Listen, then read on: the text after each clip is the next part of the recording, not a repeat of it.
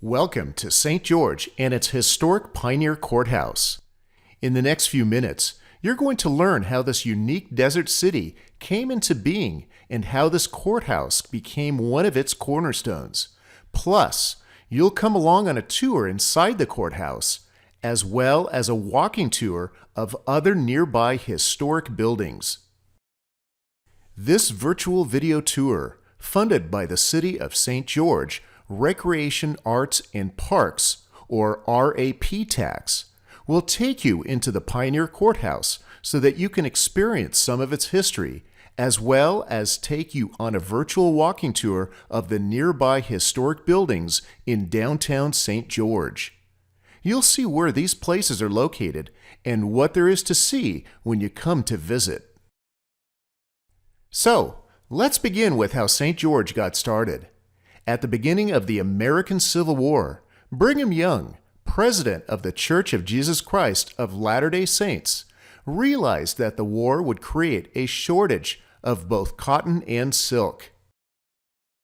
He called 309 families to establish a cotton mission that would move to and settle in southwest Utah and grow cotton, trees for silkworm production, and grapes for winemaking.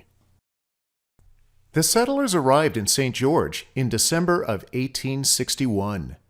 The town was laid out on a grid and based on what was called Joseph Smith's Plat of Zion.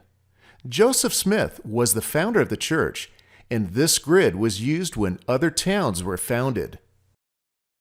Individual home lots were clustered in the town center. Lots were randomly given out to the settlers when they picked out numbers from a hat.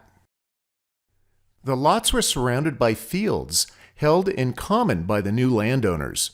Brigham Young asked that houses were built close to the streets so that larger vegetable gardens could be grown in the backyard.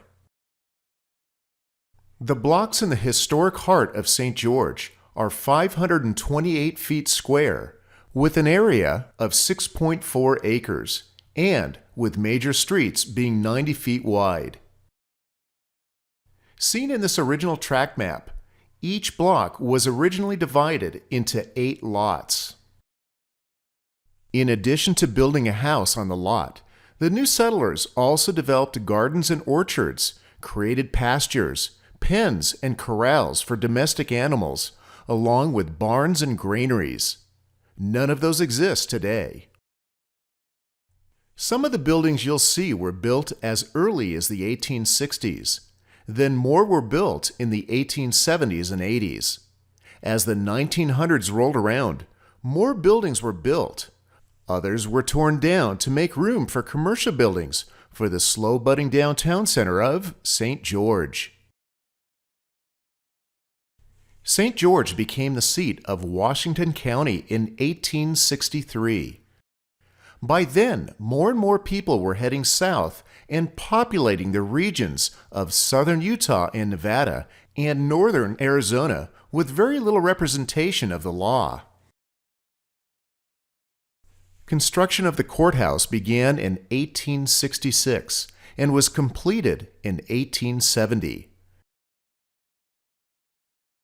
The building has a full basement, which we're walking through now. It served as the county's jail for 10 years. After that, a new jail was built where the existing parking lot is now. When one walked in through the front door, they would be on the first floor where offices were used by the county government. The second floor consisted of a large room that served as both a courtroom and a schoolroom, as well as many public activities. Other interesting features include the 18-inch thick interior doors, old chandeliers, original paintings of Angel's Landing in Zion National Park and North Rim of the Grand Canyon, a security vault, exterior cornice work, and the cupola.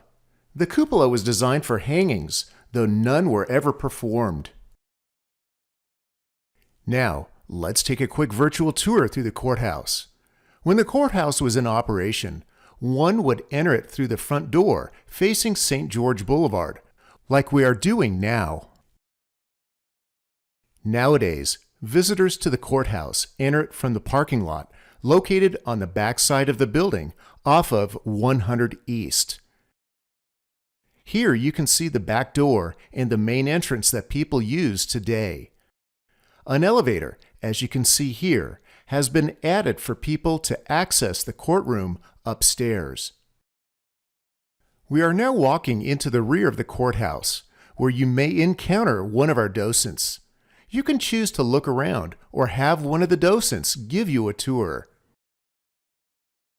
Along most of the walls around the courthouse, there are many historical pictures, each with their own story to tell. People often stop and take the time to look through them and read their descriptions. These pictures tell a lot of stories. As we saw before, you can walk upstairs to see the main courtroom. While climbing the stairs, you'll see more historical pictures of the St. George area. Upon reaching the top of the stairs, going straight takes you into the judge's chambers. Turning left takes you into the courtroom.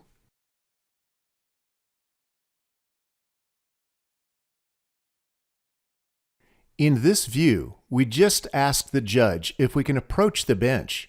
So we will. When we turn to the judge's right, we see the jury box.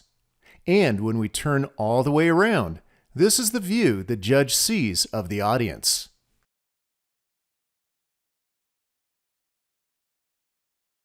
Now we'll take a tour of the courthouse's basement, which, if you'll remember, is where the jail was located.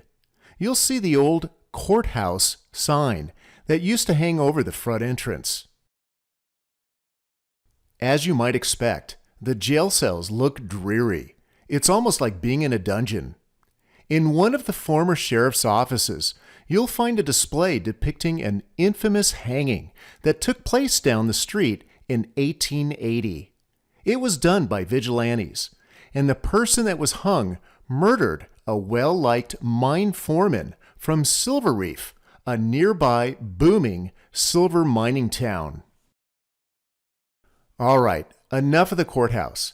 Let's take a quick look around its neighborhood. Along with this video of the courthouse tour, there are 2 accompanying virtual walking tour videos that will take you to both historical residential homes and commercial buildings. The walking tour starts at the courthouse, so you can just leave your car parked here and head up the sidewalk to see places like the neighboring Pioneer Museum that showcases more of St. George's history, the old Opera House built in 1875, or some of the old residences that have been turned into businesses such as art galleries, gift stores, and B&Bs.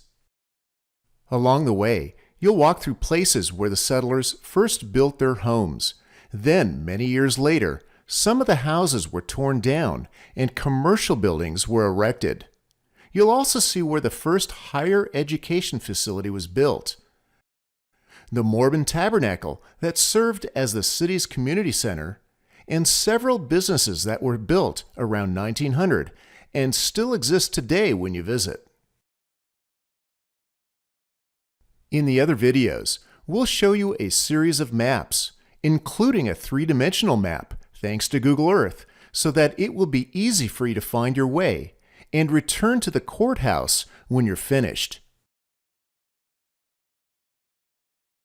We hope you enjoyed this tour of the Pioneer Courthouse in downtown St. George, and perhaps it has enticed you enough to come down to see it with your own eyes. Thanks for coming along on the tour. The Pioneer Courthouse is open Monday through Saturday, but closed Wednesday from 11 a.m. to 3 p.m. Admission is free.